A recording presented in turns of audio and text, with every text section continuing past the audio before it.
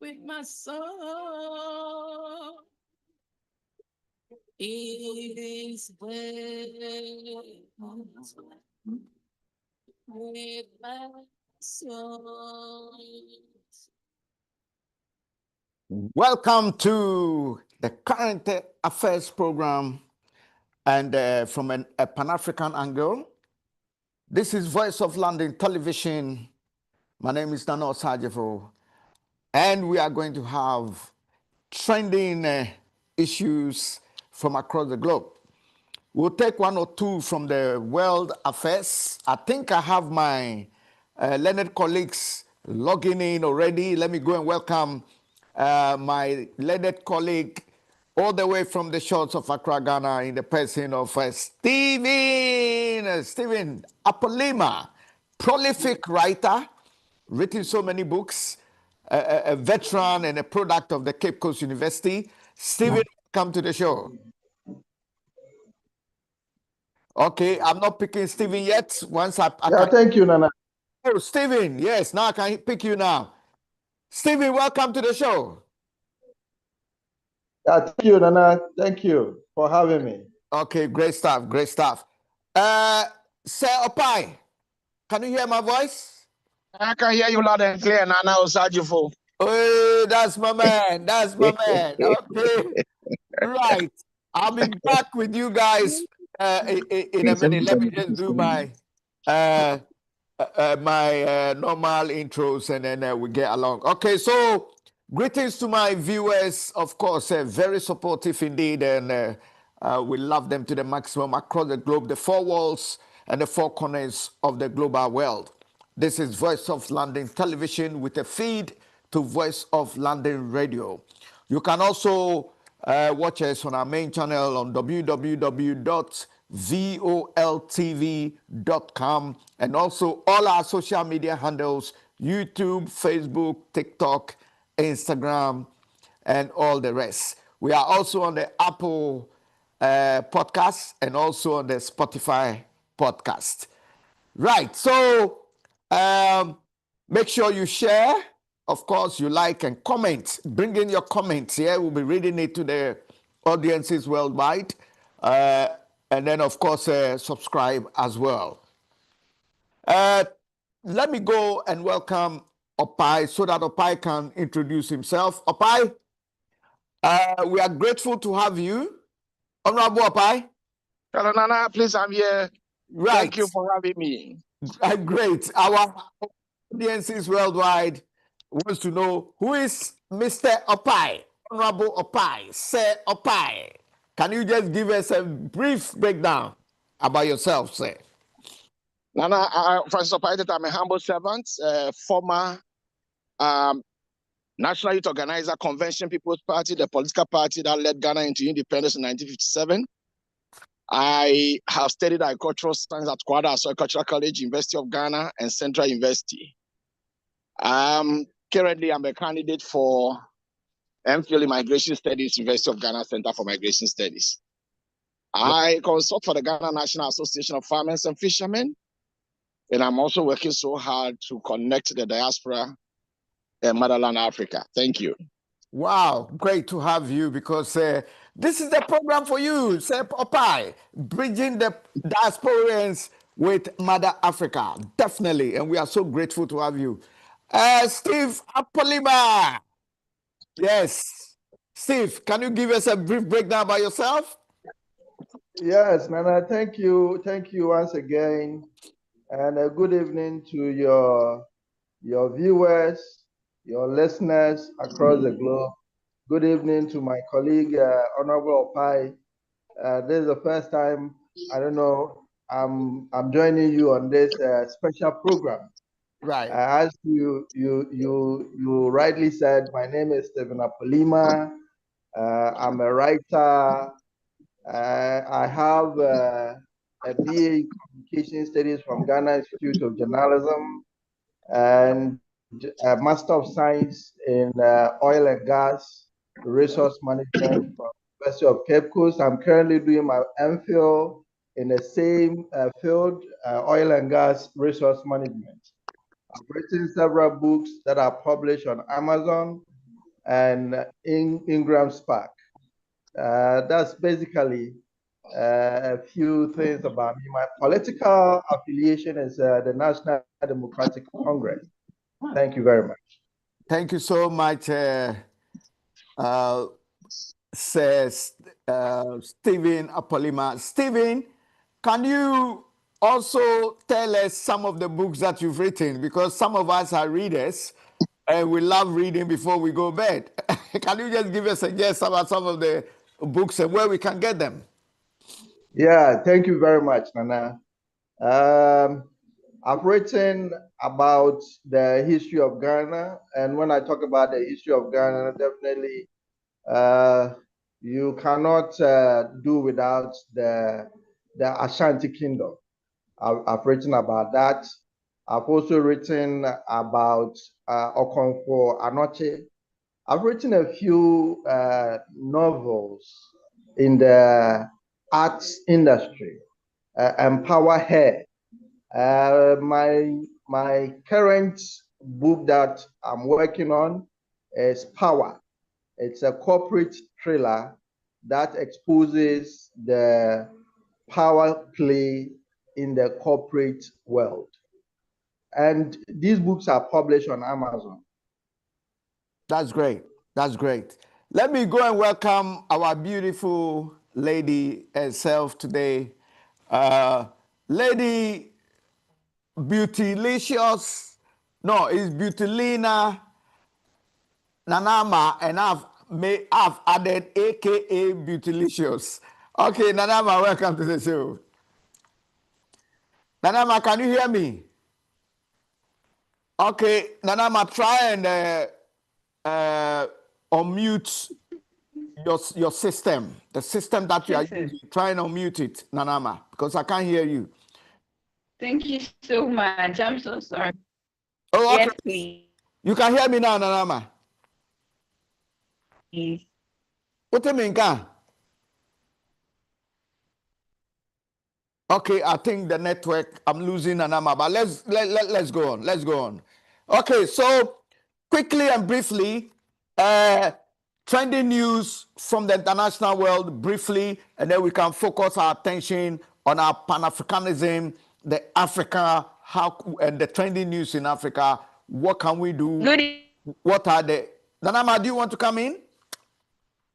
Good evening. Okay, evening, Nana. It seems your network is a bit, but don't worry. Let's see if we can. I'm welcoming you. And how are you? How was your day, Nanama? Okay, I'm still having problem with Nanama. So we continue. Once we can pick her up, we get her. She's going to give us a brief breakdown of what is trending in today. The network is something else. Yeah. If you can position yourself well. Oh, we lost her. Never mind. If she comes back on, we'll... Okay, so we have one of the most serious plane crashes with 241 people crashing to death, killed. One survivor. That's a British man. Is the only passenger to survive an Indian plane crash. This is coming from our international news decks. Okay, I'm going to come to the one who has just joined us in a bit, but let's continue. The show continues unabated. We have the Spanish Prime Minister, still on our international news deck. Spanish Prime Minister says sorry for corruption scandal as the opposition demands resignations. That is coming from Europe. Let me turn my attention to the Middle East. We all know that the Middle East is a place where it's a lot of, what should I say, fire going on there. Now we have the watchdog finds Iran failing to meet nuclear obligations for first time in 20 years. That's an interesting story there.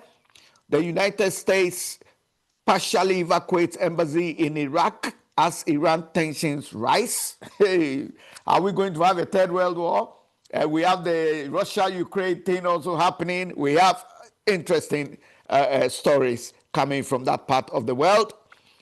Now let's look at the Pope names Chinese bishop as he keeps historical Vatican-Beijing accord. That's good to know. 6 Gaza aid boots. As we all know, there is a lot of fighting going on in Palestine, and 6 Gaza aid boat activists deported from Israel after 3 days in detention. So that's another story there for us. Now, let me quickly leave the international news desk and go to Africa, where it concerns us more. So, okay, let me see if I can reach out to Nanama. Can you hear me now? Okay, once we get Nanama responding well. Good evening. Nana, can you hear me? Okay, never mind. She's trying hard to join. Okay, so we've left the international news desk. I'm now looking on my Africa Yes, please. bulletin. Yeah, Nana, is your line a bit clear now? Okay, whilst you try to get it clear, let me continue with the African news desk. Zambia's president not Good evening. No.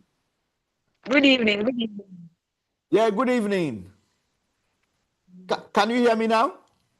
Yes, please. I hear you. It's a network. Okay, I understand. Okay, so you try and sort it out whilst the network, whilst I just do the African headlines, and then we come back to you, Nanama, okay? So you stay there, don't go anywhere. The Zambia's president not wanted Yes, predecessor's funeral. Okay. Days, as usual, infighting, divide and rule, Africans not showing love to each other. That is so bad. But there must be a reason why the Zambia's current president is not wanted at the predecessor's funeral. That's an interesting one there. And then we have China, still on the African news desk. China ready to drop all tariffs on Africa imports. That's very good there. And there's a legal win for son tricked into moving to Africa by parents. This is interesting, and from a legal angle as well. Burundi's ruling party wins every seat in poll as rivals say democracy killed. This brings into Ghana. Ghana nearly won every poll, and they just ended general elections 7th of December 2024. Interesting one there. Burundi party just did same. That's an interesting one. We can take a look at that later. Starvation alert as children fill Kenyan refugee ward after U.S. aid cuts. This is another interesting story. I'll be discussing that with my panel. Why should U.S. cut aid and Africa, a country like Kenya, cannot feed its youth and children? This is crazy. This one, I'm sure Stephen and Opai and the rest will be interested in taking it on. All right, nearly 50 people killed in South Africa flood. What will the expanded Club World Cup mean for Africa? And so these are very interesting stories coming from Africa. And then we'll be going to look at stories from Mother Ghana in Toto. And that is where our beautiful Lady Nanama will come in. Nana, I hope your network is a bit clear now.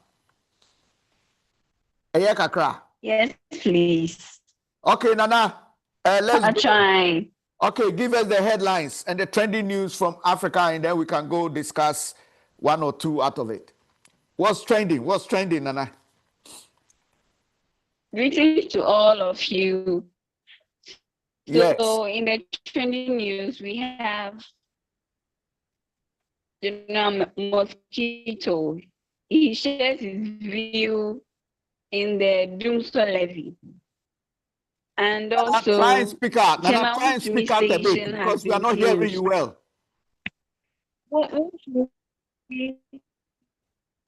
Wontumi station has been closed. Oh dear, this network. Oh my God. Anyway,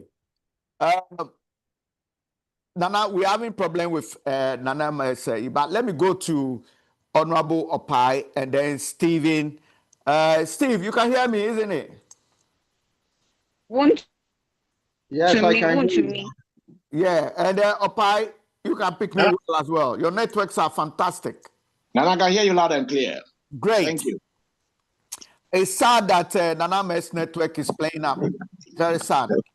Nana, let's try it one more, and then if not, we can let you wait till you get it right.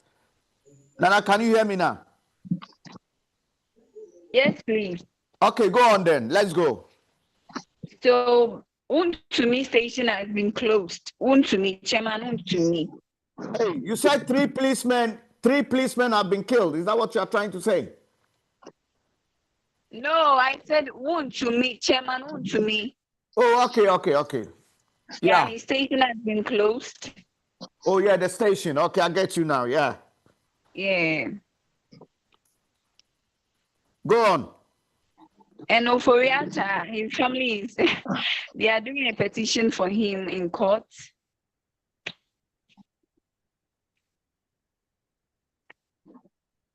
Last burial of Asante Hene, Mampo Hene, it came that one of the executioners said a human head must be buried along with him. And then there is this snake who also caused electricity outage in Ashanti region.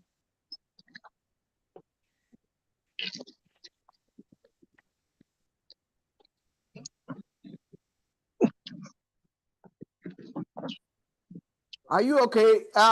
Is that all what you've got for us, Nana?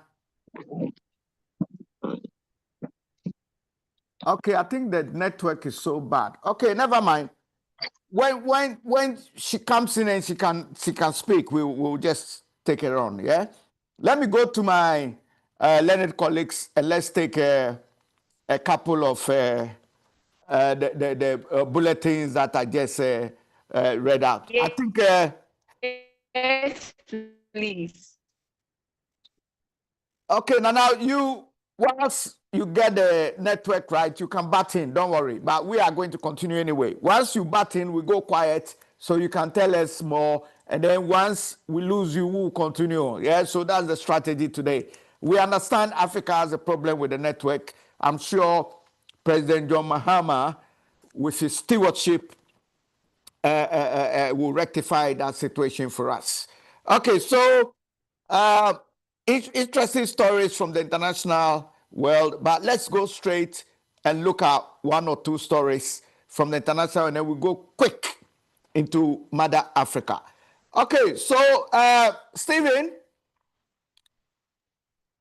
Yes, Nana. Yes, the world is getting closer to a third world war. Do you believe there will be a third world war? We've got the Russian-Ukraine war. We've also got the tensions with the U.S. tensions with Iran escalating. The U.S. has moved its embassy from Iraq. We also have the Palestinian war, the Israelis there as well. And what's your take on that? Do you foresee that it could lead to a further escalations and probably a third world war? A possibility, probably, of a nuclear war where the whole world will be extinct. Your take on that, Stephen? Yeah, Nana, thank you again. And before I dive into the geopolitical tensions that is going on, I would like to extend my heartfelt sympathy to the families of the victims of the plane crash in India. Yes, the Indian plane crash. Yeah. Yes, it's very, very unfortunate that it happened, but they need to console themselves. It has happened, and there's nothing we can do about it. Sure. Yes, Nana, what is happening in Iran? I think it's, for me, in my opinion, it's a push string.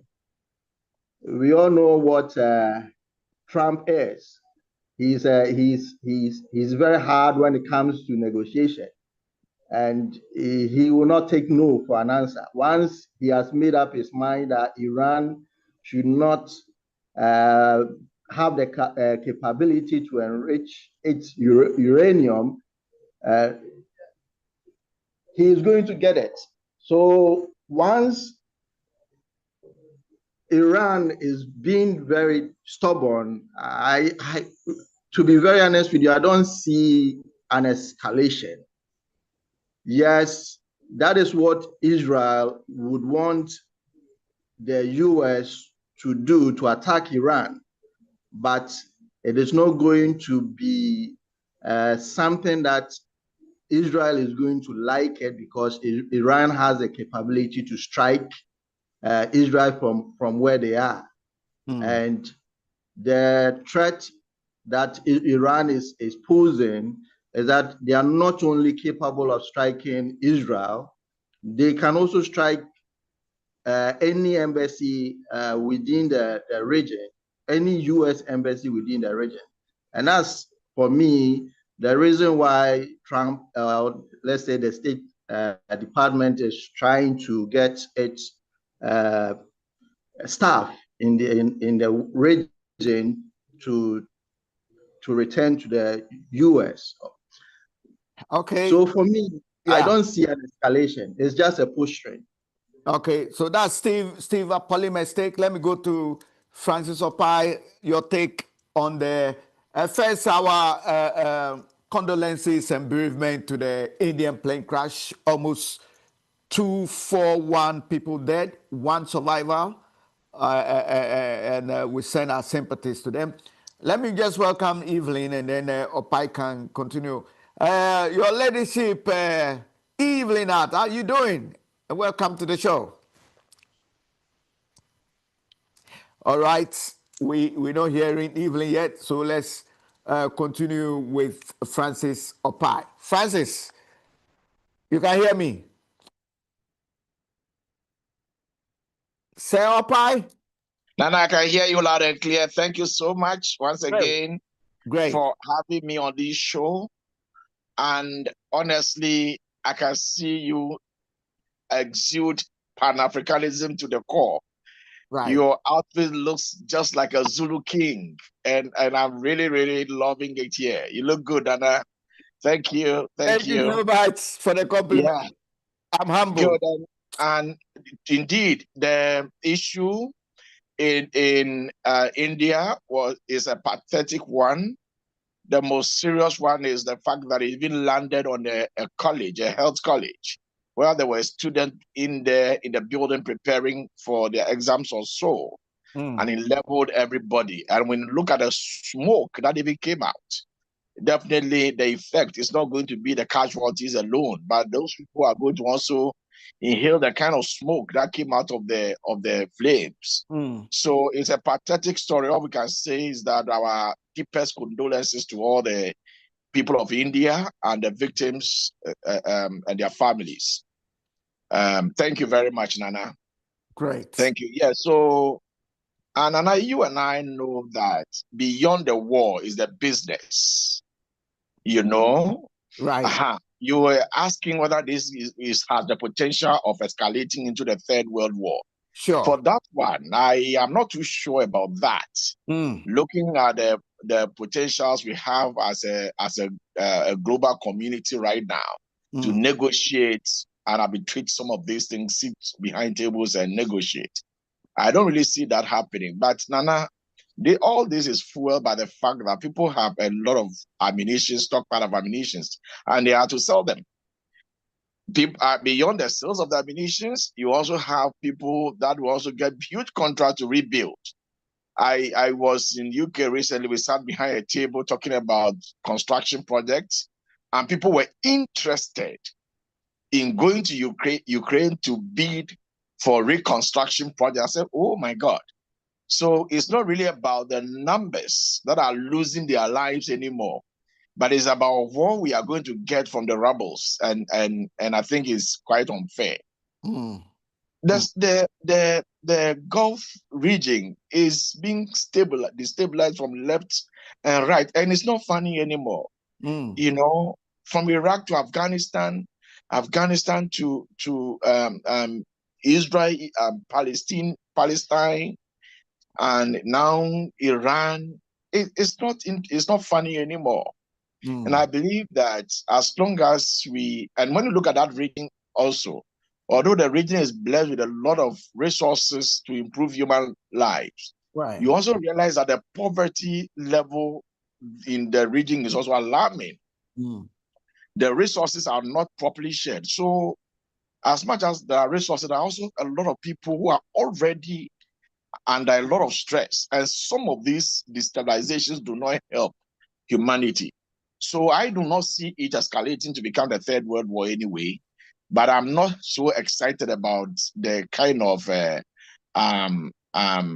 conflict that is all over the region. When these things happen, they spark migration. I mean, displaced people and all manner of things are happening. So Nana, although I don't see it happening, but I can also assure you that people are happy because they are making millions from the sales of ammunitions and also the reconstruction project they are going to get thereafter. Thank you. Right. Okay. So those are the two takes from Sir Stephen and Honorable Apolima. We've just been joined by Godfrey Asante, Ej Asante, if I'm not mistaken. And so, Godfrey, welcome to the show.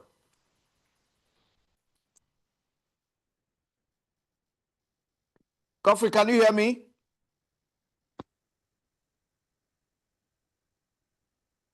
I think Godfrey is trying to talk. Godfrey, can you hear me?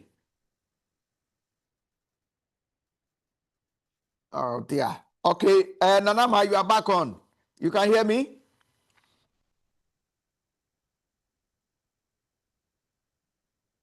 Okay, Nanama, I don't know what's happening to the Ghana network, but we'll manage it like that. Okay, so ladies and gentlemen, let me continue. The show continues on unabated. Yes, I can hear you. Okay, good to know that you can hear me. I can clearly hear you. Thank you very much. Let me just get Stephen and Francis to look at the current. I can hear you. Okay, Nana, great. Just stay on there for me. Sir Steve and Francis Opai, before we go to the Pan-African agenda and then the African news plus an in-total look at what is trending in Madagascar, let's take one more from the international scene. The current immigration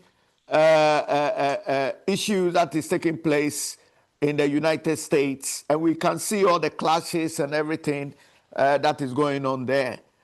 Your takes on them briefly. Let me go with Honorable Opai. So, Opai, can you hear me?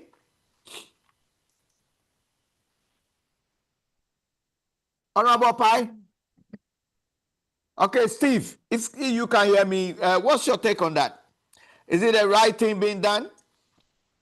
Yes, Nana, for me, the President Trump, he erred in calling in, is it the National Guard, without allowing the governor to do his work. And in a way, incensing the people to riot. If he had allowed the governor to do his work, I think they would have been able to calm the rioters. Yeah. So for me, in a way, Trump is trying to impose himself on the state, on the governor, which is totally wrong. Okay. That's interesting take there. Honorable Opai, are you there? Okay, once we get Opai's network working well, we'll go back to him. Let's go to Nanama. What are the breakdown? Have you got you want to continue with the breakdown? Because you told us about the television stations being sacked in Ghana, Kenoforiata issue, Mampohini. Is there any more you want to add to it, Nanama?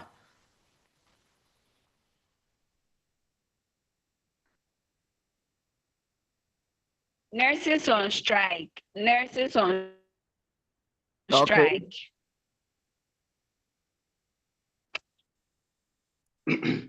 A pregnant candidate delivers at center.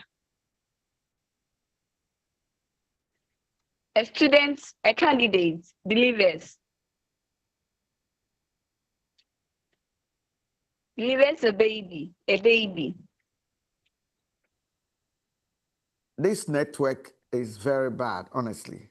But we have to just we apologize to our viewers for the way this network is very. I think let me go to Godfrey and see if his one will be much better. Godfrey, can you hear me now?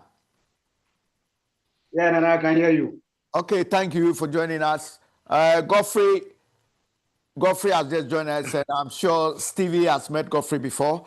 So Godfrey, Asante Ajay, yes, can you give us the breakdown latest from Ghana as Naname's line has been breaking up a lot? Godfrey, what have you got for us? Okay, Nana, I can see my sister has given you almost what is trending here. And in fact, what I can also add to that, to what my sister has been giving, is that the Ghana Registered Nursing and Midwifery Association is on strike. In fact, they have been on strike since 28th of last month.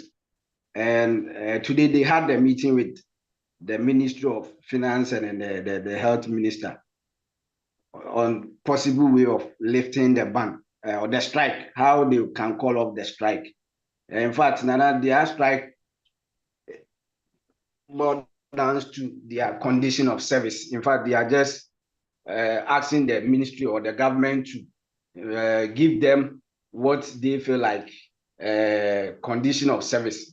In fact, when you look at their statement, they are just asking the government to give them some kind of research allowance and then other incentive that they can help to do their work. So Nana, these are one of two. I think my sister has given all of these stories trending here, but one story that is trending that the guns are today celebrating or lifting the ban on noise making. In fact, they did place ban on noise making since last month, and today marked exactly 1 month of this. So the police administration issued a statement, in fact, asking them to not use any live weapon because of previous incident and other incident that has happened. So in fact, now I can say people of Accra can make noise. They can do other activities, Nana. Okay. Okay, that's interesting. That's an interesting take there. Honorable Pai, can you still hear us? Nana, yes, I can hear you loud and clear. Okay, thank you very much. Okay, we've got the headlines for Mother Ghana. We'll be talking about the closures of the television stations, which Nanama reported earlier. Also, the Kenuforiata issue. We'll look at it briefly. It's good, Honorable Pai, you being with us because you are the link between the diaspora and Ghana and the good work that you are doing in terms of migration of the diasporans to Ghana and Africa. And we applaud you for that. We also will be looking at we'll be looking at the Mampohini's funeral and statements that has come from within the royal that his burial, there will have to be another person killed to join him. And that's something that I want us to talk about this modern day 21st century. Why should somebody accompany him when he's going to be buried? A person killed. That is an interesting take. Probably for the person to go and serve him at the other side, maybe the fourth dimension or something like that. Okay, we'll look at the nurses strike, which Godfrey has given us. And then so quite an interesting stories we have for this segment of the show. Now let's look at brief African headlines. Yeah, promoting Pan-Africanism, unity, and of course doing away with the divide and rule. Okay, Zambia's president not wanted at a predecessor's funeral. Family say so.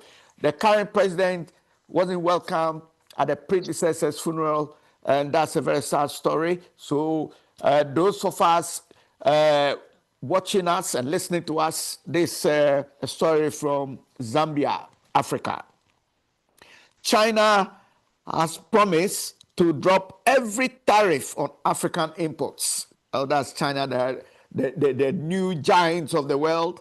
And of course, part of the BRICS, that is the Brazil, Russia, India, China, South Africa, setting the pace and coming out with another financial system and another form of another World Bank to rival the IMF and the World Bank. So China promising to drop tariffs on African imports. There's another legal win for a son tricked into moving to Africa by parents. I think this story, if I'm not mistaken, is to do with the Ghanaian parents who tricked their child to go to Ghana because they didn't want the son to become a bad boy or a bad girl. It's a son, so definitely a bad boy. And he took them on. He took them on. You know, in this country, children have rights. Your own child, you can't smack him. You go to jail, or the child will be taken away from you. So this is a classic story that I think parents in Africa can also have a look at. Burundi's ruling party wins every seat in poll as rival says democracy is killed. So this brings into what happened during the Ghanaian election. At least the opposition got, I think, 88 or something like that. Okay, that's an interesting one. And then from Kenya, children are going to refugee wards after the U.S. cuts aid Kenya for food. This is a very sad story. And then South Africa, 50 people dead when it just rained and they had flood. So flood is killing most of African people. In Ghana, when it rains, similar situations. And so I think we need to look at the drainage system in Africa. Okay, so this is the run-up of the African. Yeah, Nana, let me also add one or two. Go ahead. Yeah, go ahead, Godfrey. Nana, I think we all know the Doomsday levy. In fact, IMF has also welcomed, IMF has also welcomed the 1 cedi levy as a good initiative. You mean the IMF? Godfrey. Okay. And President has also, IMF has welcomed the fuel levy. Of course, the IMF will always encourage that because they love the fiscal policies, money to come in to service the monetary policy. So we can understand that. And the government has also decided to not continue the contract with Zoom Lion. You know, when you come to Ghana, Zoom Lion is one of a company. They normally, or their company, to oversee how Ghana or Accra will be clean. In fact, they have been doing the sweeping and then collecting the rubbish in the country. But government has decided not to continue with Zoom Lion because he believes there are so many things that the company has failed this country. So there is a statement that after the contract expired, they are not going to renew the Zoom Lion contract again. So this is one of stories that is trending here, Nana. Yeah, that's an interesting one as well. And my take on that is that why can't Ghana government nationalize Zoom Lion or the sanitation industry so that they can create more jobs and give people more, employment facilities and, Anyway, my panelists are there. We'll be looking at these stories. Okay, so interesting take from African decks. Let's take one story which is of great interest. That is the South African flood and the starvation in Kenya, where the children are now going to the refugee centers for food. And I can't believe the affable lands in Africa, Kenya, and the US cuts aid, and people are going angry. Let me go with Stephen. Oh, no, I was on Opa. Yeah, sorry. Sis. Okay, Nana, thank you so much once again for the opportunity. And like you rightfully said, is an embarrassing story emanating from Kenya. Right. There's no reason why a continent so blessed. Yes. If Kenya is hungry, come and see Ghana, watermelon everywhere, almost everywhere, and we are not even able to process them. Why can't I get my watermelon to my Kenyan brother to eat? Old yam, the yam we harvested and stored last year, we still have a lot around. Very soon, from next month, the new yam will start coming in. Why is it difficult for me to package the yam that I have to go and feed my brother and sister in Kenya? It's a sad story, which this shouldn't even make a headline. I mean, in the world, it's so sad. I remember some time ago when Professor Mills was the president of the Republic of Ghana, and there was a devastating earthquake in Haiti. I think he ventured about $3 million US to go and support that country. I believe that is what the African countries should be doing right now. We thought it was impossible until this young man from Ibrahim has started producing miracles from the desert, pure desert. The guy is turning every corner of Burkina Faso. And so now if you're going in Ghana, the northmost part of Ghana is looking drier. And our northmost part is their southern part. And their southern part is getting greener, So this issue in Kenya, that is even the most embarrassing aspect, the fact that it's tied or kind of connected to or linked to the USA aid cut. I mean, I think it's quite unfortunate.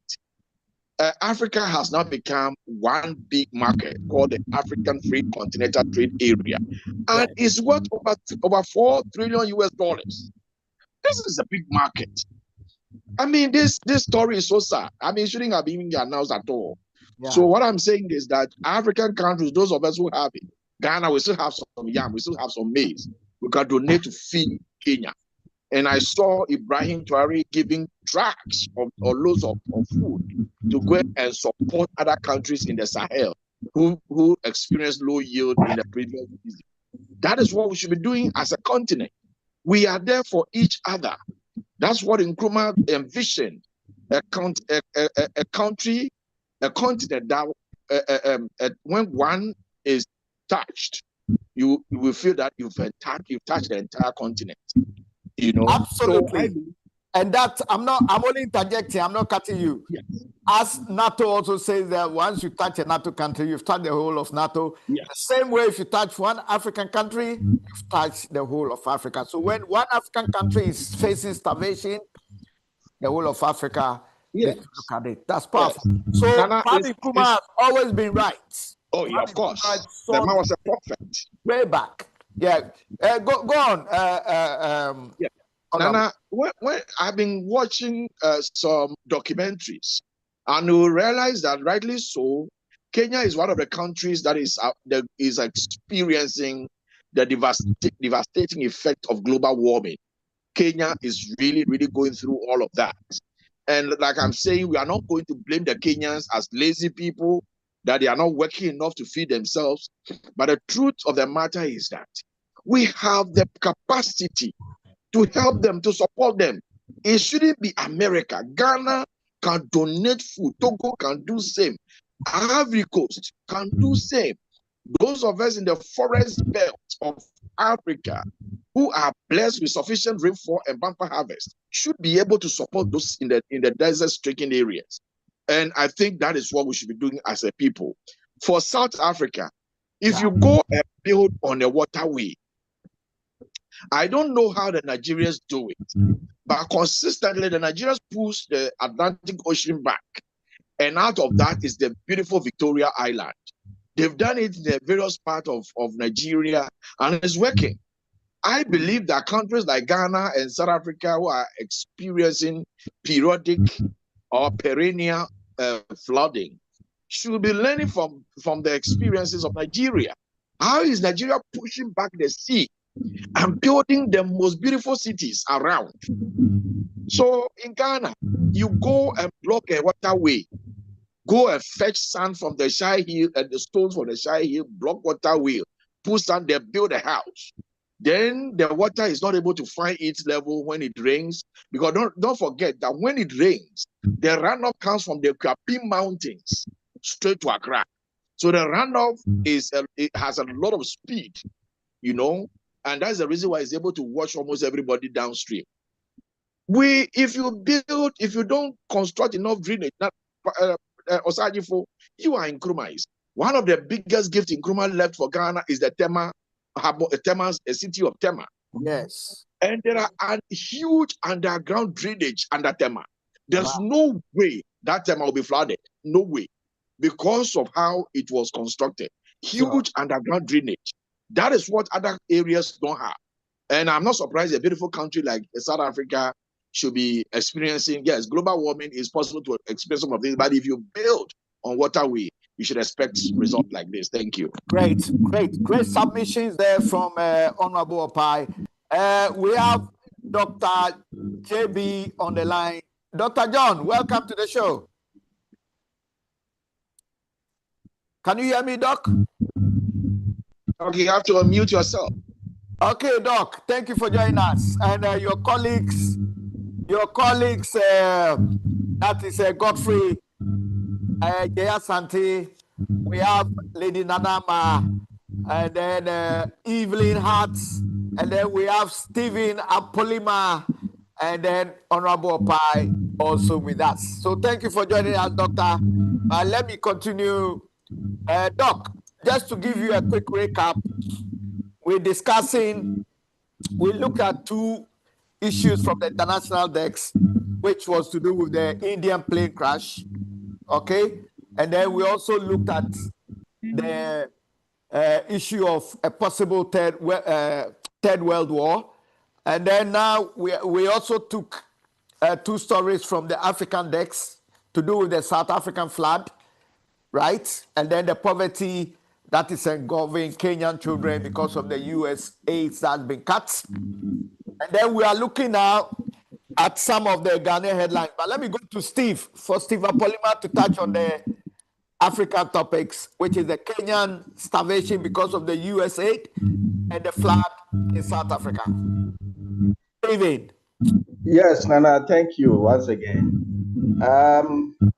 For the Kenyan issue, it ranges from farming to healthcare and others. So let me just touch on a few of them. What I know is that around 150 clinics have been closed, especially in Kiambu and Tekana counties, which has led to unemployment among lab techs, nurses, community health workers, and a breakdown in HIV, tuberculosis, and maternal care. Yes. We also, for the USAID freeze, it has caused the termination of 10,000 plus contracts globally, having a significant impact on grants in Kenya, which is totaling around $219 to $405 million. And this is impacting employment in NGOs, agriculture, health, and more. So the situation is serious. And for me, I don't think Africa needs aid. Africa has arable lands. It's just that the system under which we are governing is making it so impossible for us to be self-sufficient. It's really mind-boggling how Africa, being a fertile land blessed with natural resources, when it comes to water bodies, there are abundant water bodies. When it comes to land, when it comes to forest, rich soil that we can cultivate our own food, but yet we depend on USAID for food, for healthcare. And I don't get it. You see, it is now time for the new Africa to start thinking internally and stop depending on aid.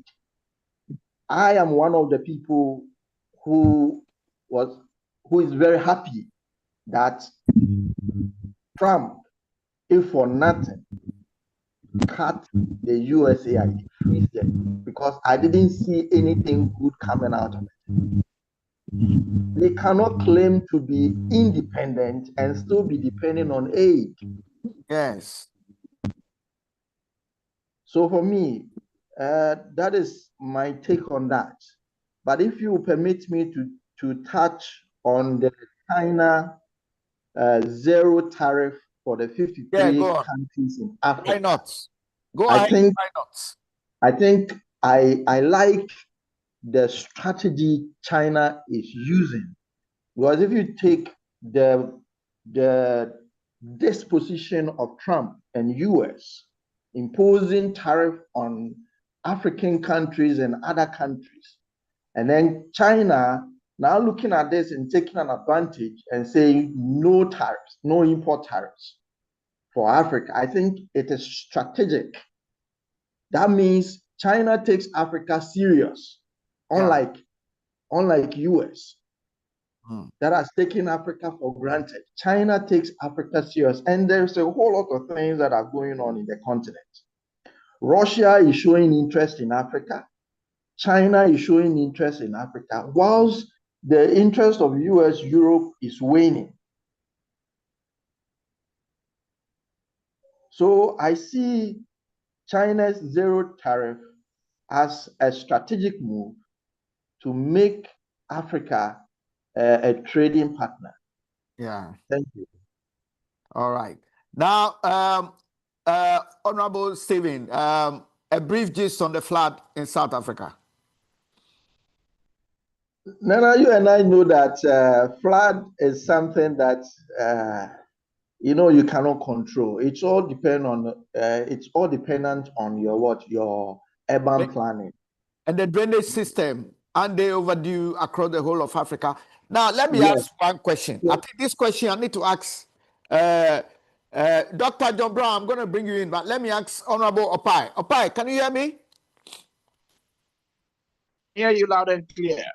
Yeah, Opai, do you think that the African Union is weak and that we need it needs to be revamped and reset? And is that maybe one of the reasons why Africa is not moving so fast? Nana, you've said it all. I mean, beautiful policies like Agenda 2063. Is it 2050 or 2063? Agenda 2050, beautiful document. The organization itself is so weak. All the countries are so careful giving up their sovereignty to make the African Union strong. I believe that the window of opportunity is what we call the sixth region, which is the African diaspora that has been given a seat in Addis Ababa now as the sixth economic region. You know the role that George Padmore and W. Du Bois did in Nkrumah's regime.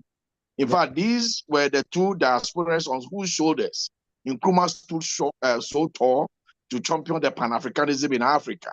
The diaspora has a lot to offer. As it is right now, the African Union and all the remaining 5 economic blocks, the ECOWAS, the East Africa, North Africa, Central Africa, and Eastern Africa economic blocks, I don't see any of them that is outliving its purpose or living up to expectation.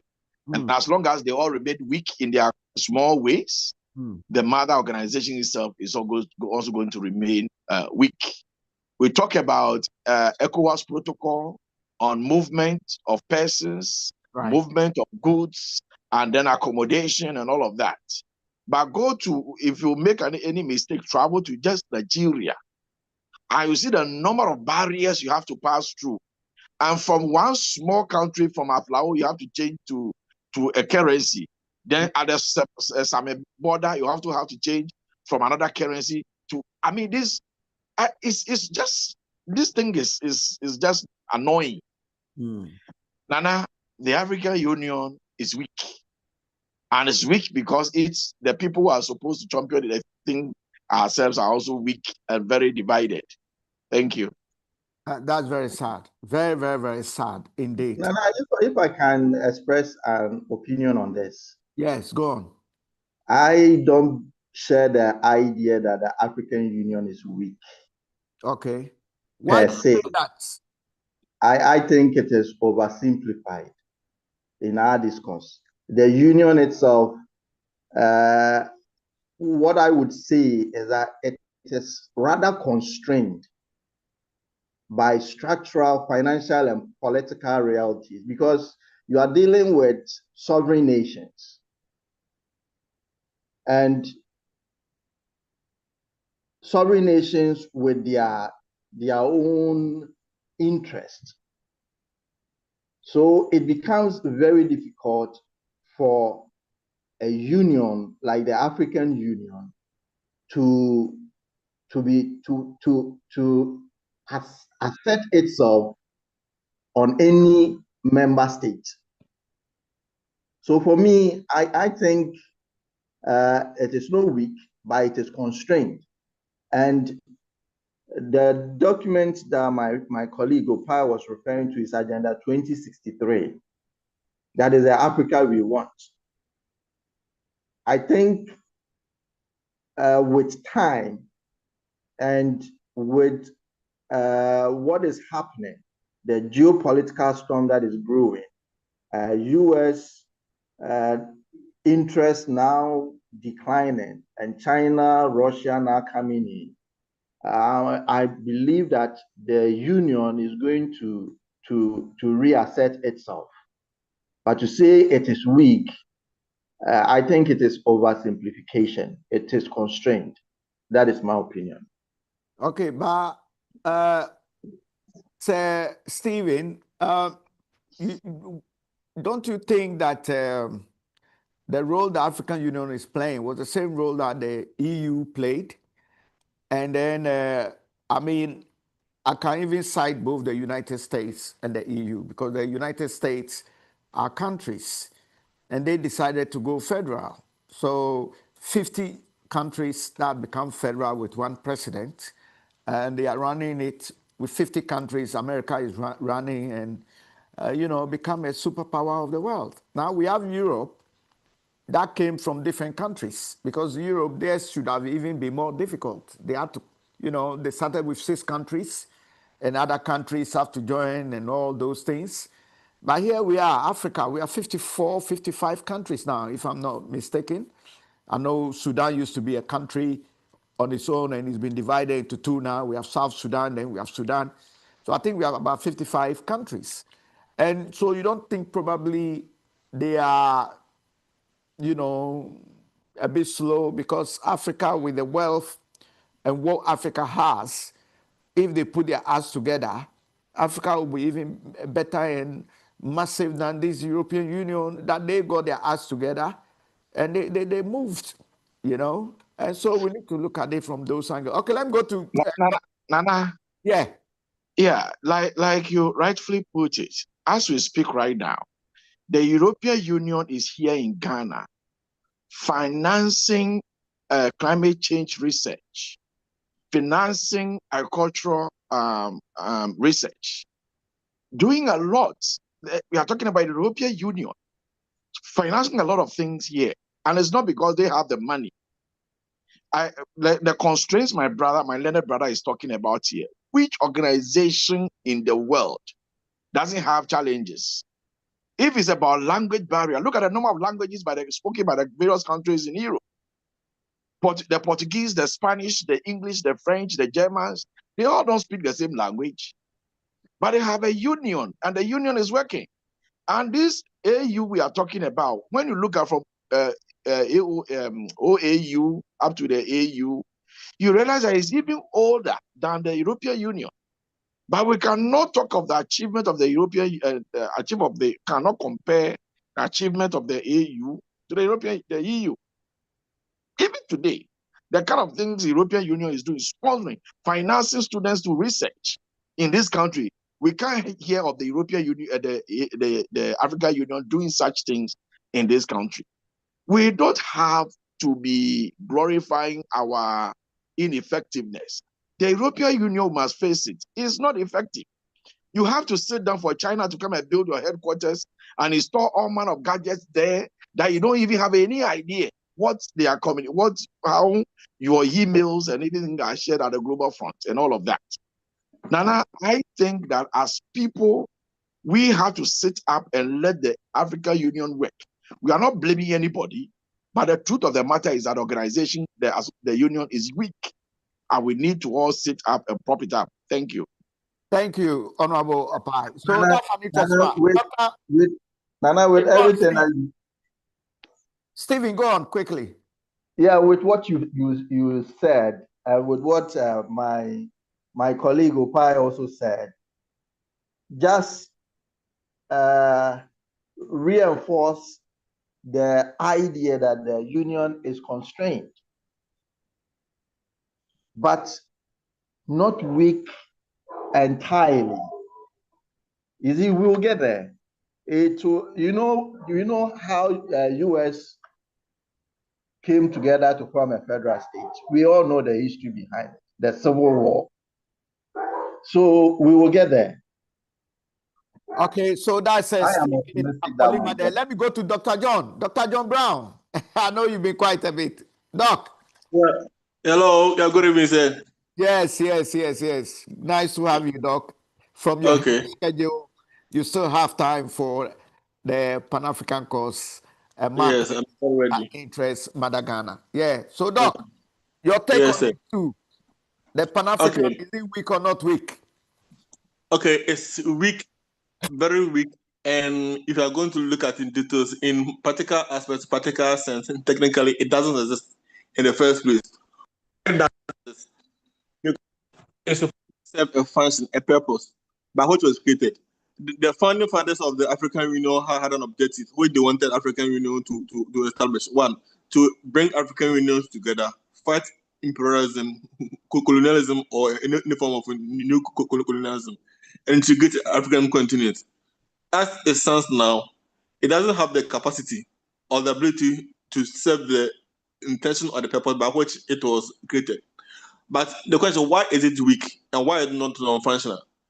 Before any problem can be solved or anything can be solved, you should be able to diagnose the cause of the problem before we can use the appropriate antidote to it. We should understand that there's a deliberate agenda by the Western imperialists, colonialists, to ensure that we as Africans do not come together to pursue one objective, which is something that we should know. If you're able to identify the mechanism by which it operates, then you can adopt means, strategy to fight it. And by adopting that means to fight it, then we can come together and pursue the objective of the African Union. Let me give you this example. President of Uganda, Museveni, he made a statement that the invasion of Libya by NATO, African Union leaders had a meeting, emergency meeting, and decided to send a delegation, about 7 heads of state of Africa, on their aircraft, on the plane to Libya to go and mediate between Gaddafi and the rebel forces. NATO fighter jets, they came to intercept the aircraft in space, in the mid-air, threatening to shoot down the aircraft. And because of that, African leaders could not land in Libya to solve and mitigate the problem, and they're able to overthrow the government. They have been consistently threaten African leaders on phone call through email not to take certain decisions and make sure we don't come together. African Union was created in the 1960s, about 10, 20 years ahead of the European Union. But the European Union knew their objective, that they have to come together, and when they come together exploit the African continent together. When they come together with the intention of maintaining their new colonial dominance of Africa, they can continue to do it. And to that, they have been able to pursue their evil agenda, created a financial system where they can print money to buy anything, but African Union cannot print money. So they have abundance of everything, but we have to borrow their money because of the evil, malicious financial system they have created. That makes African to be able to fight. So, in a nutshell, Africans must understand without any ambiguity the mechanism by which this Western imperialism, and if you know this mechanism, then you can fight it. Then African Union come together, be strong, and serve its true objective. Thank you. All right, thank you very much. And that's a great submission there. Now, Mother Ghana, interesting stuff there. And it's good to just have looked at the international scenery where we had two stories from the international world. And then from the Pan-African decks, we had the South African flood and the Kenyan starvation of children because of USAID. And then we looked at the Pan-African itself, the African Union, which we have diverse views from Stephen and the rest. Interesting. And that's our main objective: informing, educating, and enlightening the masses, akin to some entertainment as well. So let's go straight to Ghana. This is an interesting one. Godfrey, if there's anything you want to add to what we've discussed before we go to the Ghana headlines, you can do that. And Lady Nanama has rejoined. Thank you, Nanama, for coming back. Our Lady Beautylicious. Yes, so Beauty, when you went away, we looked at some few stuff from the international angle, and then we look at the Pan-African world, our other African sisters and brothers or countries. Now let's look at the Ghana one.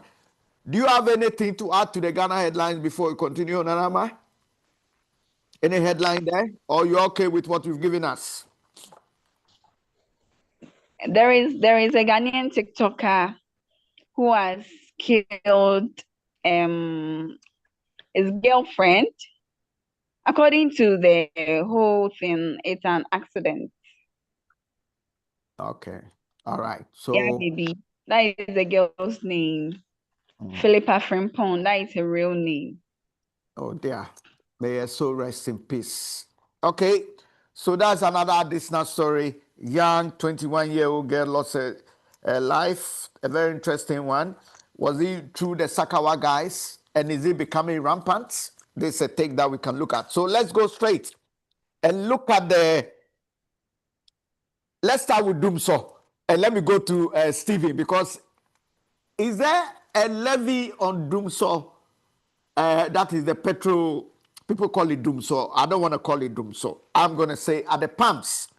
Is there a levy there which Godfrey told us that there is this levy that people have called Dumso levy? Stevie, you are in the petroleum industry. Can you give us a background, and then John Brown and others can also give their view? Stephen. Yes, Nana. Yes, Steve, before you continue, let me welcome Eugene. Eugene, can you hear me? Eugene? Okay, once Eugene gets... Yes, I can hear you. Okay, thank you for joining us. We are so grateful to you for making sure that those of us in the diaspora will be privy to things pertaining Mother Africa and, of course, Ghana. Okay, so Stephen, let's go. Is there a D levy or no D levy? Yes, Nana, there is a proposed levy, 1 cedi levy on 1 liter of fuel at the pump. Nana, let me come in, and in fact, it's not a proposal. It has been passed and President has signed it. So it's something that is working. It's not that is being proposed. It's something that President has issued a signature to it. It was passed at the Parliament and President of the Republic has signed it. So it's a law. Let me put it that way.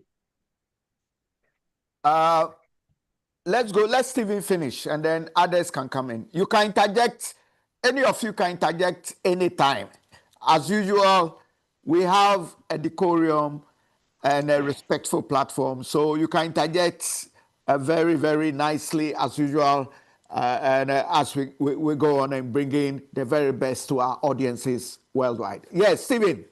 So proposed or not, Nana, I believe that there is a problem. Right. And where there is a problem, we must look for a solution to the problem. We all know how bad the situation is in the energy sector. Precisely the electricity generation and distribution. For me, I believe that ECG as a state entity does not have a fiscal, let me say, a problem that has to do with money, but they have a problem that has to do with the human resources. This government inherited a situation where procurement, there was so many issues with procurement. Okay.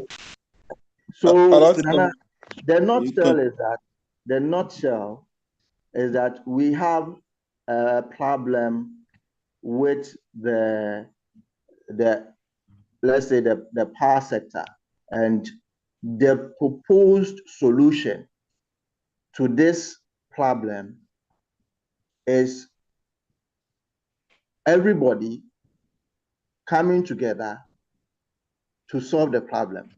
You know, Mahama is the one who brought ESLA.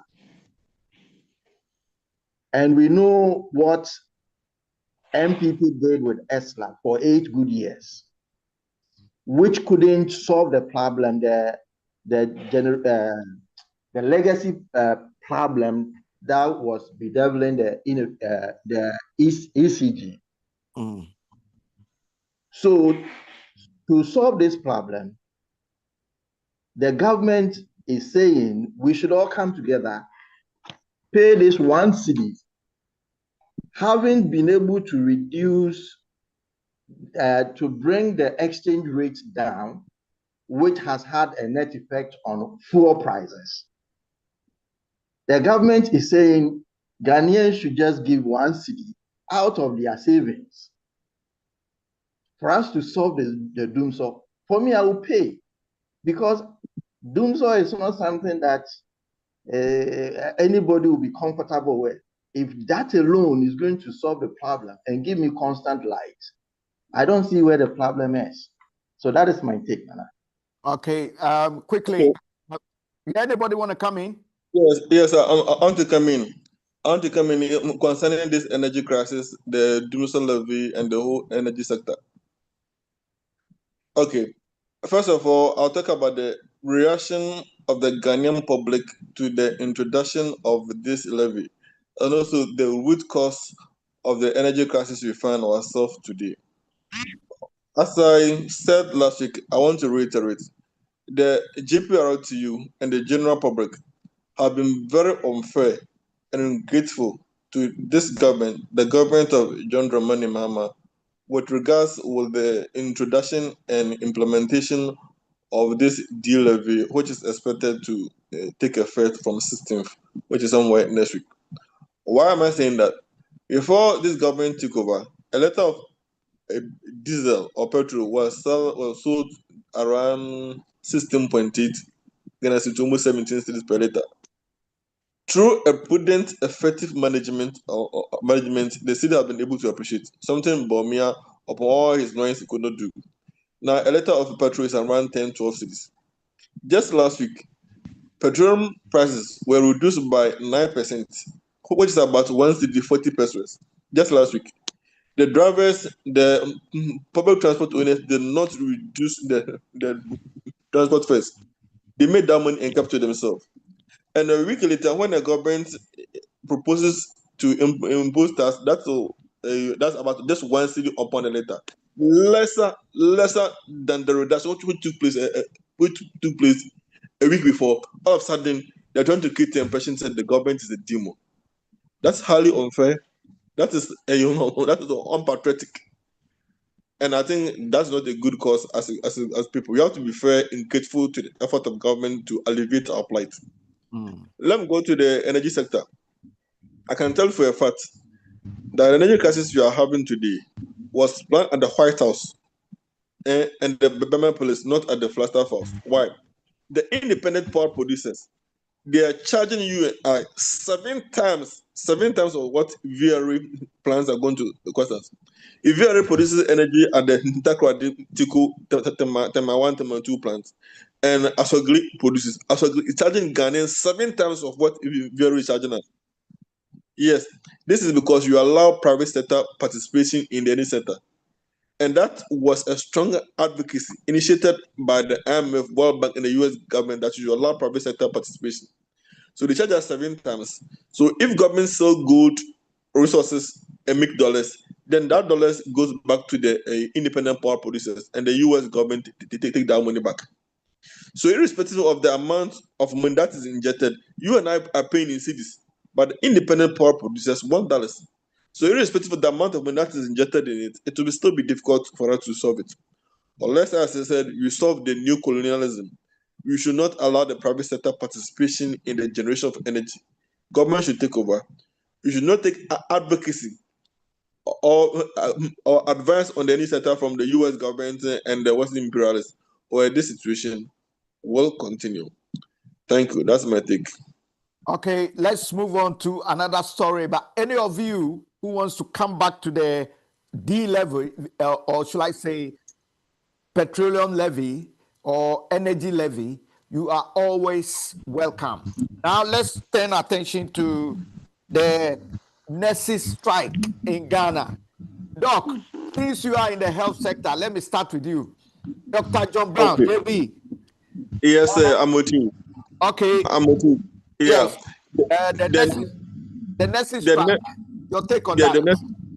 The NESIS strike has effectively crippled the whole health sector, and we can practically do nothing without nurses.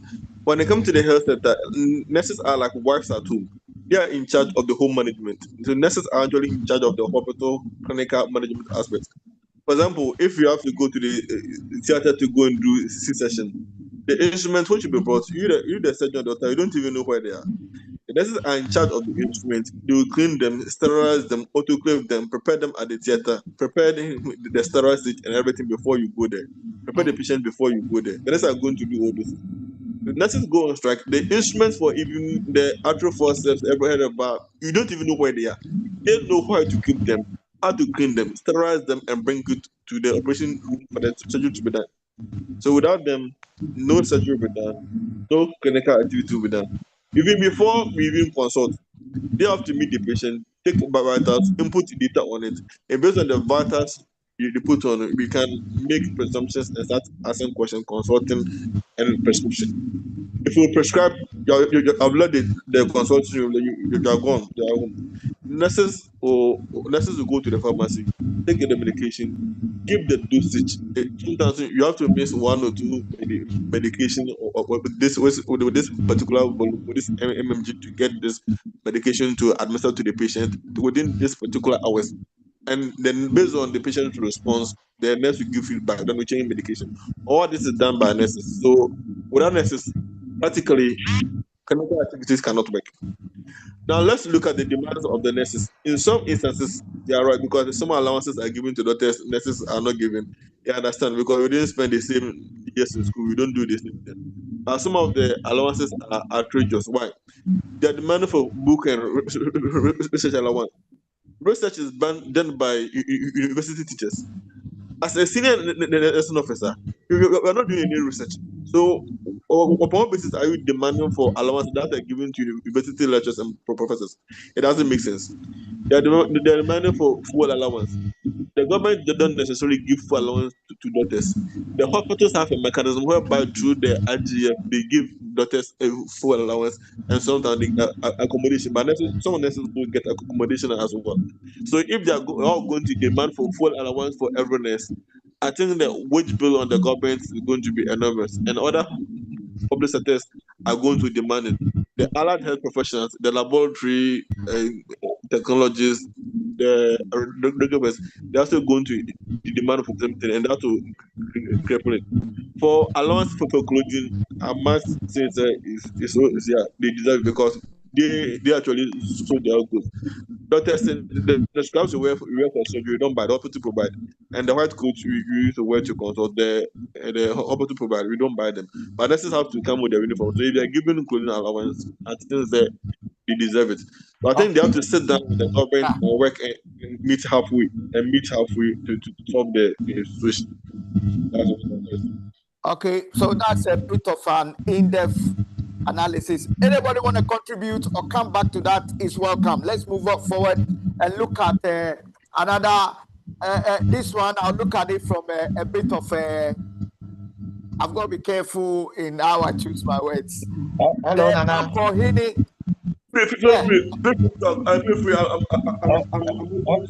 Hello, Nana. Yes, go on. Yeah, I think Dr. Brown did a good job explaining both the position of the government and that of the nurses. But the truth of the matter is that all the nurses who are sitting home today, and they are not ready to treat us, the farmers, but they are eating. It's so sad. Sometimes I ask whether, you see, we talk about essential services. You have never seen any policeman proceed on leave, has gone on strike before, because they just can't do it. Farmers in Ghana, farmers in other countries have gone. Farmers. Briefly, yeah, the law prevents us from going on strike. Nurses, doctors, the law prevents us from going on strike. So that's no. They are not supposed to be on strike. The law prevents us. It's legal. Yeah, so that's exactly what I'm saying. Farmers in Ghana, we have the right to go on strike, but no farmer in Ghana has ever proceeded on strike. And these nurses who are home, and they will not treat farmers who go to the hospital to seek medical attention and are eating food produced by we, the farmers. It's just not fair, you know. A day is coming when all nurses and teachers will go on strike, will also not eat. I will see what will happen. So then I think they are not being fair. The services they render are just as very important as the police, the army, or the prison officers, or the firefighters. And it's just not right to hold a new government that is barely 6 months old, you know, into ransom like what they're doing. It's just not fair, you know. So Dr. Brown, thank you for presenting a very balanced position of both the government and from that of the nurses. Thank you. I'm getting a little noise, and so if somebody is tampering with this or a mic, please make sure you lower it. I'm getting a bit of an interference. Godfrey, you've muted your thing, so try and come back on. With this. Okay, let's move on to the Mampohini funeral. Okay, Mampohini is so rest in perfect peace. The issue with the funeral is that they want to kill another human being to accompany Mampohini. And let me go to Godfrey, because Godfrey knows a lot about Asantes. And then Stephen, who wrote a book about Asantes. This will be an interesting take. We need to run up in the next 5-10 minutes. Please, your take on the Mampohini, and he needs to be accompanied, and somebody to be alive to accompany him to the fourth dimension to the next world. Your take, Godfrey. Nana, thank you very much. Nana, Why are you laughing? I don't even know. Godfrey, why are you laughing on this subject? Are you from Mampo?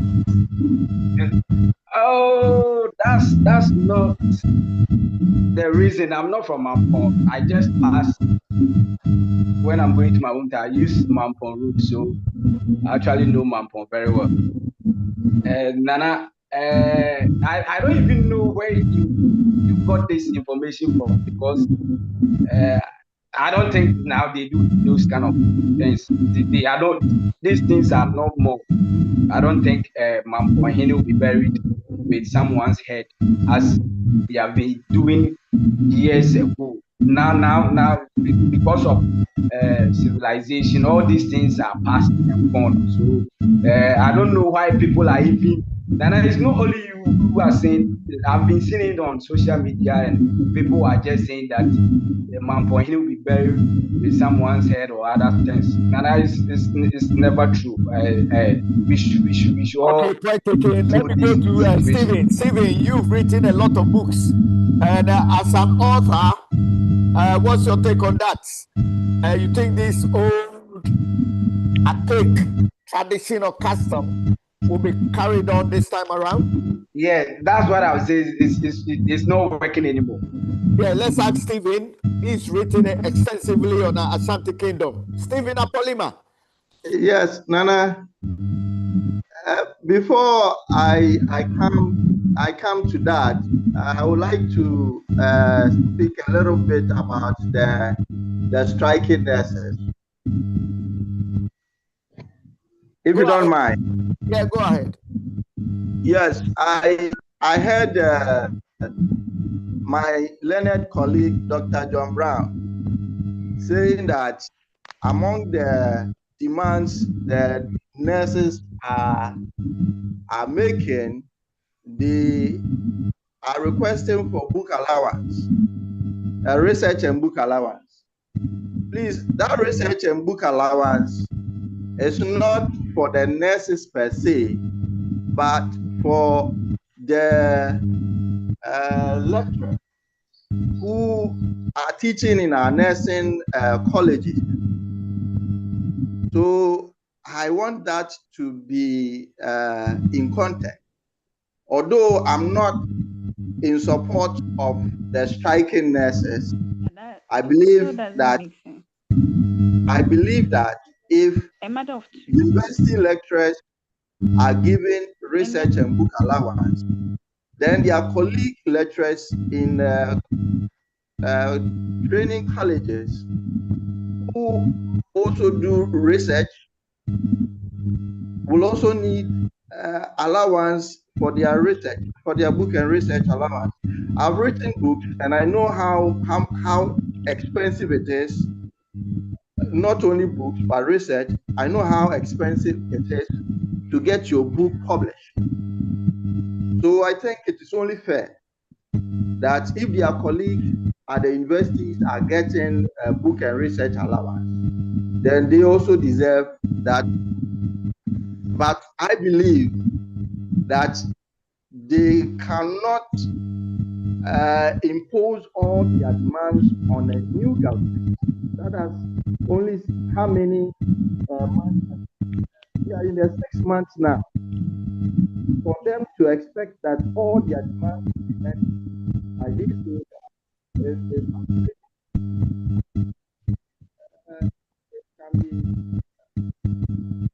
Okay. Are you done, Stephen? Okay, Honorable Pai, you want to add something to it? They're allowing the human being to accompany them. This is not only typical of the Ashanti Kingdom. We have seen archaeological publications where ancient kings in the Asia were buried with about 70 women alive. People sell them in the spiritual world. We have read about a lot that has happened across the world. Yes, These things are done, but they don't even say it. That's why when the chief joins our ancestors, they don't even announce it. It takes some time for them to announce it, so that whatever they want to harvest or do ahead, all these things are done. So I don't know which coward is out on the social media space announcing that somebody is going. Yes, they will do it, but they don't announce it. And if you make your face like a dog, they will go with you to go and hunt. So if a situation like this, that the second in command of the Great Ashanti Kingdom has joined ancestors, and you go there and misbehave, they will use your head to bury him. It's as simple as that. These things happen, and it's not only, like I said, it's not only in Ashanti Kingdom. That's the reason why when our chiefs die, they don't announce it.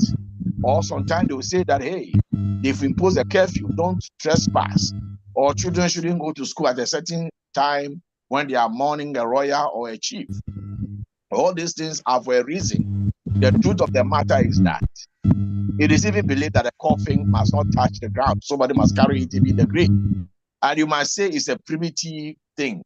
But some kingdoms used to even have a whole community where they fetch some of these things for some of these, a whole community of people, of enslaved people, that they fetch people. I don't want to mention some of the kingdom, powerful kingdom that were ahead, went before Ashanti Kingdom. They used to have a whole community in which if they need people for such things, they don't go anywhere. They go there in there and fetch them and use them. Yes, it's primitive, it's unwarranted. So that's why I am saying that they don't announce it, but the reality is that they do it. Thank you. Wow, thank you so much. This is very enlightening. But on that topic, yeah, if I may, yeah, go on. On that topic, yes, it used to be that way, but because we don't have any official statement to that effect, it becomes speculative, so that we don't find misinformation out there. I would advise that we don't go into this, because I don't think it is a modern, in this modern day, this practice is going on. Okay, but Steve, you don't think that it's an issue that we need to discuss and look into? Because if the other tradition customs are being carried on, because you look at the for me, from a cultural and a traditional display to showcase the beauty of culture, I don't have a problem. But where unaliving another human being, and this some of these cultures, they take these things very serious. Not just Ashantis. I'm talking about other tribes, you know, across the African continent and even outside the continent. And so we need to make sure that this 21st century, such things are stopped, because I think it's very archaic. Because when you look at some of these, what they call them, asafuhinis, and they're even scary. The way they've painted their faces with knives and shooting live guns. So Nana, Yeah. Nana, yes, in the palace, that's why we have the Jasi or Jasi. He's more like a chief of staff of the palace, because there are a lot of offices in the palace. And one of the most important offices in the palace is the office of the executioners. What are the role of execution? What do they do in the palace? So some of these things are real. But like I'm saying, we don't put them in the public domain. Nobody, no kingdom will go and announce that we are going to bury another human being with a late chief or king. It's not said. It's not announced. Any community that will go and do that announcement is a community full of cowards. But the truth of the matter is that in the palace, there's an office of the executioner. You call them in tree abrafo. So you can greet somebody and he will respond, Yajima Brao, Yajima Abrao, or how do you say it? Yajima Henewa, you say, Abrao. There are Bravo in the palace. What did they do? Who did they execute? Animals. So we are saying that it's an important office in the palace, but just that we don't have to. Nobody talk about it in the public in this time and age. But the reality is that office is there. Honorable Opai. Nana, can I go ahead? Go ahead. You can. Yes. I remember that the burial of the Asante Hema, we were told that this culture has been abolished over 200 years ago. As I said, how many years ago? About 200 years ago. For real? Yes. As you see, when the Honorable Apa was saying, talking, you see, it may be done in secret, but there is no official statement. And you and I, if we are called to answer to anything that we put out there, we will not be able to what? Adduce any evidence that that practice is taking place. And that is why I said, for us not to be putting out information out there which are not backed by evidence. Yes, it was a tradition that happened some years ago, but we cannot say for a fact with evidence that it is happening now. So let's not use your media to propagate misinformation.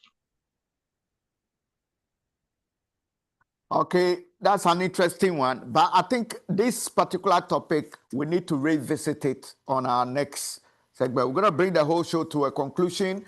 But before we do that, let's quickly look at a quick one.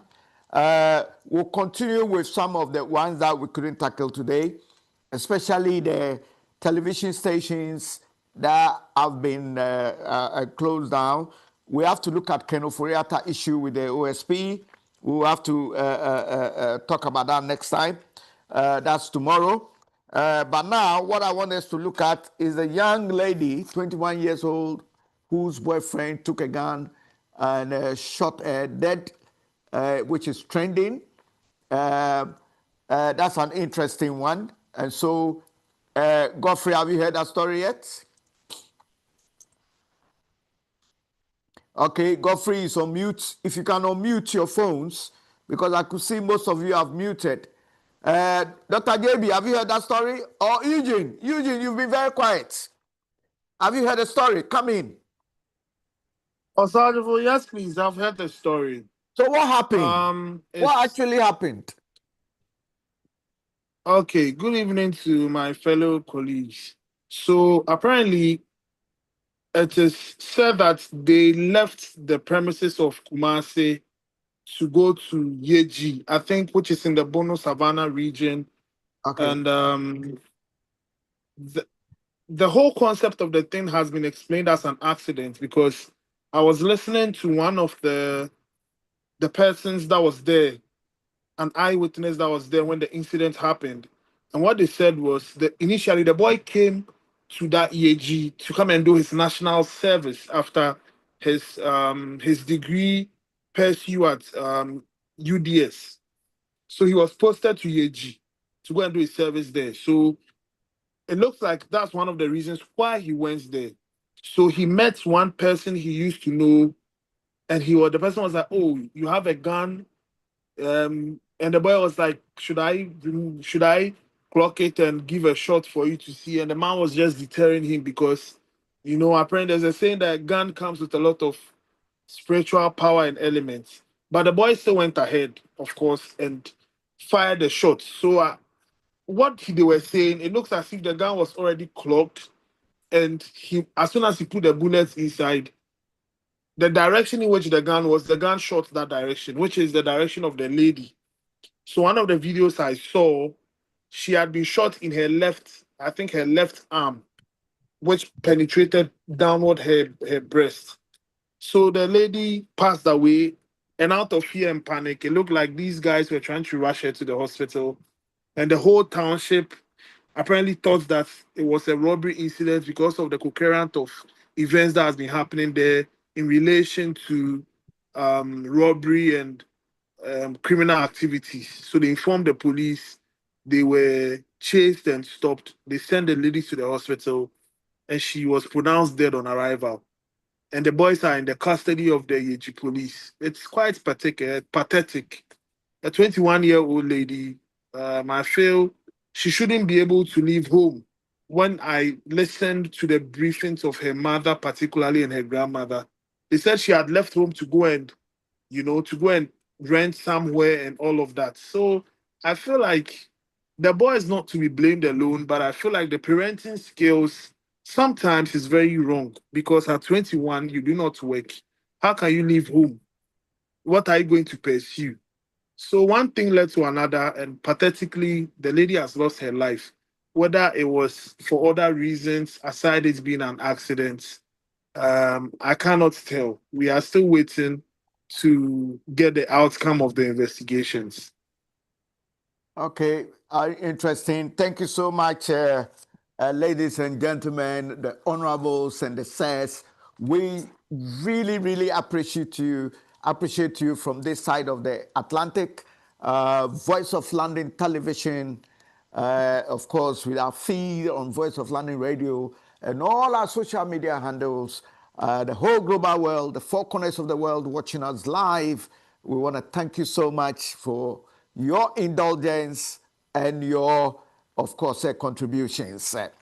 Before we go, let me actually remind each and everyone that there's a Pan-African film that is coming out, and that film is coming out this summer, and it will be released in Ghana with a red carpet. The film is called Legacy Africa, and that Legacy Africa film was led by a young boy from Ghana who studied so hard in a little village called Intimpinti. What a name. Sorry, I beg your pardon. So this young boy from a village called Intimpinti, I hope I've got it right. If not, I'll do the rectification later. Managed to study very hard, ended up at Infansipim, and then because of money and hardship, she had to leave Ghana and go to Germany. He actually managed to write his German exams. He really did so well that the Germans took him in, and today is a medical doctor of no means repute.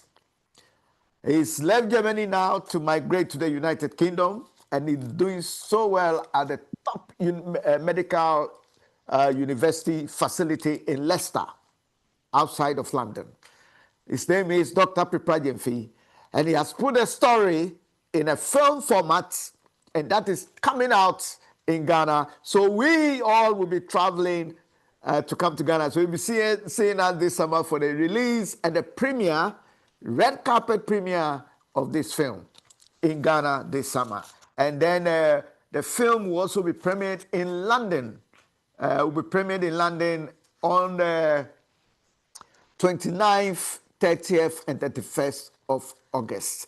So book a date so that we, the team and cast and everybody watching us, will get a plane ticket. Those of you already in Ghana will also get a reverse ticket coming to London. We'll welcome you. Yes. That's one. And then don't forget, if you want to relax, you want to enjoy your evening or your day, Evilly Heart has come with his debut album, and it is well. And we got loads of other tracks on that particular album. Make sure you get a copy for yourself. And then we have Benson in Accra, Ghana.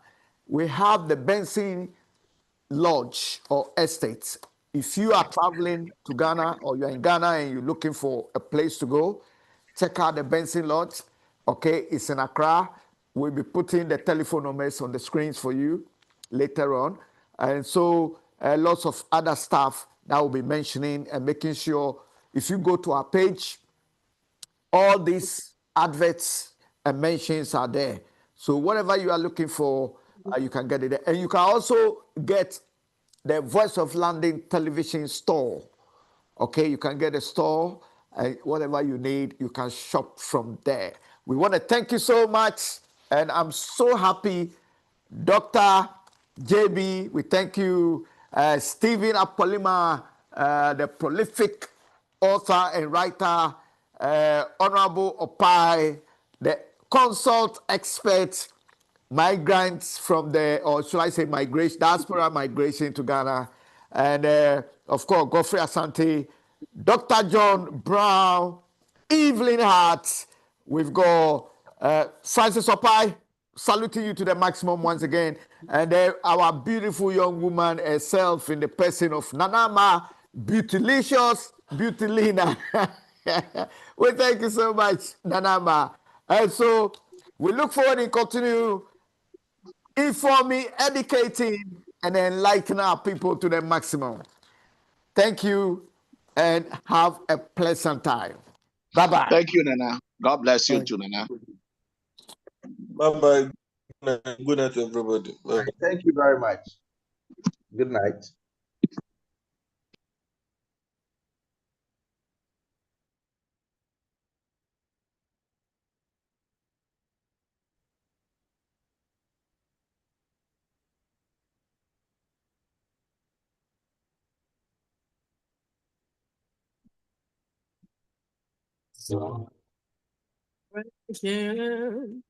Of life, and it says I'm in deep trouble.